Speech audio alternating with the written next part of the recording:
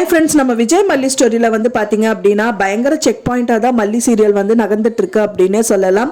ஆமாங்க, பெரிய தலைவலியாக தான் வந்துட்டு மல்லிக்கு வந்து இந்த விஷயங்கள் எல்லாமே நடந்துட்டு இருக்கிறது.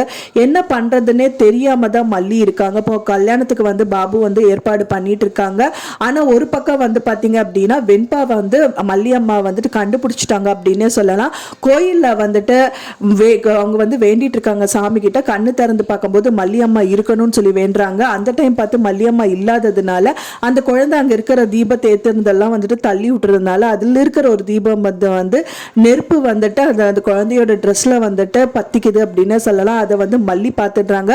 பார்த்த உடனே வந்துட்டு அந்த டைட்டில் வந்து ஹேண்டில் பண்ணணும் அப்படிங்கறதுக்காக வெண்பான்னு சொல்லி கூப்பிடாம பாப்பா அப்படின்னு சொல்லிட்டு தான் போய் மல்லி வந்து வெண்பாவை ஹக் பண்ண போறாங்க.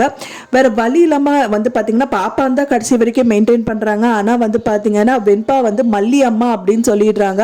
ஸோ அது அங்கேருந்து கேட்குறவங்க எல்லாருமே என்ன மல்லி அம்மான்னு சொல்கிறா இந்த பாப்பா அப்படிங்கிற மாதிரி அரவிந்த் வந்து பார்க்குறாரு.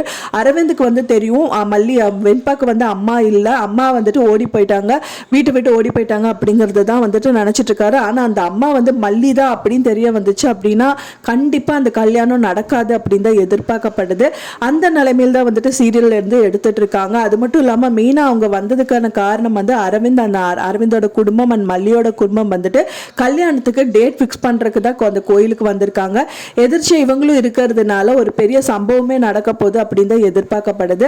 அந்த குழந்தை வந்து மல்லியம்மாங்குது. அரவிந்தா ஒரு கார்ல வந்து மல்லியும் வெண்பா எல்லாரையும் கூட்டிட்டு போறாங்க.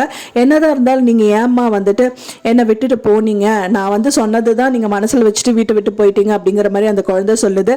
என்னதான் இருந்தாலும் ஒரு குழந்தைய விட்டுட்டு அம்மா பிரிய மாட்டாங்க அப்படின்னு சொன்னோடனே மல்லிக்கு ரொம்ப டச்சிங்கா இருக்கு. அரவிந்தும் அழுகிறாரு அப்படின்னே சொல்லலாம்.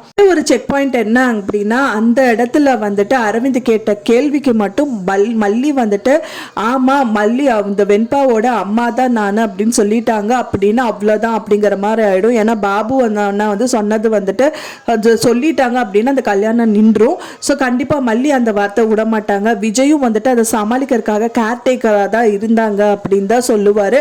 மல்லியும் அதே தான் சொல்லுவாங்க அப்படின்னு தான் எதிர்பார்க்கப்படுது.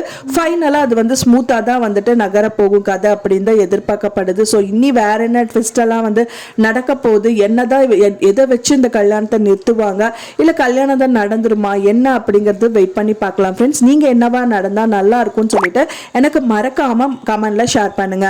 நான் சொன்ன இந்த தகவல் உங்களுக்கு பிடிச்சிருக்கும்னு நினைக்கிறேன். ஃப்ரெண்ட்ஸ், பிடிச்சிருந்தா மறக்காம லைக் பண்ணுங்க, ஷேர் பண்ணுங்க, கமெண்ட் பண்ணுங்க, சப்ஸ்கிரைப் பண்ணுங்க. மேலும் இன்னொரு மல்லி சீரியல் அப்டேட்டோட நெக்ஸ்ட் மீட் பண்றேன். தேங்க்ஸ் ஃபார் வாட்சிங் மை வீடியோ ஃப்ரெண்ட்ஸ். நெக்ஸ்ட் வீடியோல பார்க்கலாம்.